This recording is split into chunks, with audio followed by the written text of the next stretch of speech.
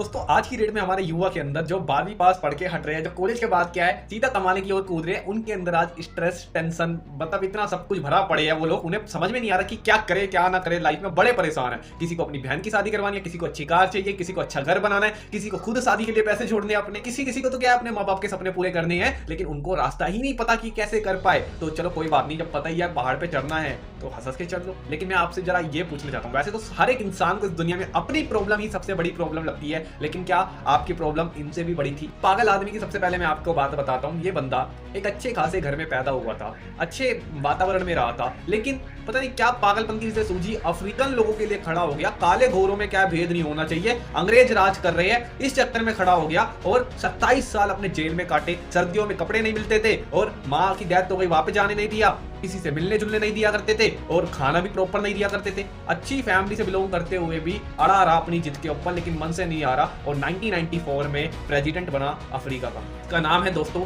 Nelson Mandela. आपने सुना भी होगा इनके बारे में, कई सारी आपने वीडियोस देखी होगी, लेकिन 27 साल के बाद भगवान ने इसकी बात जरूर सुनी। नहीं तो अंग्रेजों ने तो अपनी तरफ से पूरा इसे उम्र कैद की सजा दे दी थी। अंग्रेजों ने पूरा सोच लिया था कि इसकी जो बुढ़ापा भी है वो भी जेल के अंदर कटवाएंगे।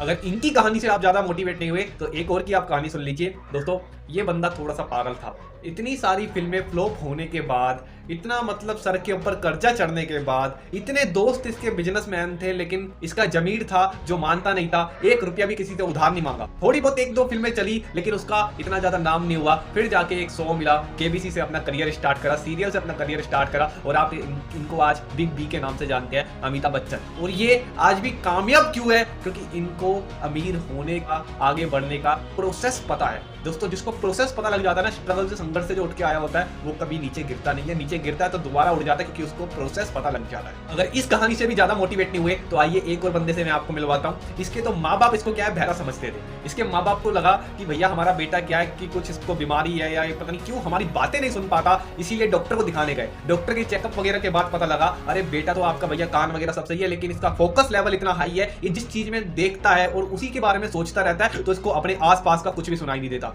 बड़ा हुआ, कोडिंग वगैरह सीखा, अपनी कंपनी की शुरुआत करी। अपनी ही कंपनी से क्या है इसको धक्के मार के बाहर निकाल दिया गया थोड़ा सा पैसा देकर, और कंपनी इससे हथिया ली गई। फिर इस बंदे ने क्या करा, एक ऐसी कंपनी खोली जिस कंपनी की ना इसको कोई नॉलेज थी ना इसको कुछ पता था, लेकिन किताबें पढ़ पढ़ के रॉकेट साइंस की नॉलेज ले ली। अब आपको थोड़ा बहुत लग भी रहा होगा मैं किसके बारे में बात कर रहा हूँ। नॉलेज लेते लेते गया, पहला अटेम्प्ट करा, रॉकेट भेजा, कह रहा वापस भी लाऊंगा इस रॉकेट को, फेल हो गया। दूसरा अटेम्प्ट करा, रॉकेट आकाश में भेजा, फिर कह रहा वापस भी लाऊंगा इस रॉकेट को, फिर फेल हो गया। तीसरा अटेम्प्ट करा, फिर भेजा, फिर फेल हो गया। सारा पैसा लग गया, सारी जमीनें बिक गई, सब कुछ दाव पे लग गया। थोड़ा बहुत पैसों का जुगाड़ करके चौथा अटेम्प्ट दोबारा करा, लेकिन अगर ये अटेम्प्ट अगर इसका फेल हो जाता ना तो ये रोड पे आ जाता। दोस्तों ये कहीं का नहीं रहता, बैंकक्रप्ट हो चुका था ऑलमोस्ट। लेकिन कहते हैं जो इंसान मन से कभी नहीं हारता ना, भगवान भी फिर उसे हारने नहीं देते। चौथे अटेम्प्ट में रॉकेट आकाश में भेजा और उसको वापस जमीन पे लेकर आया। इसका नाम है दोस्तों एलन मस्क। इतनी चुनौतियां भगवान ने इनकी लाइफ में दी, जितनी चुनौतियां दी लाइफ में उतनी ही ज्यादा ये मजबूत बने, यहाँ तक कि कमजोर कोई भी नहीं बना।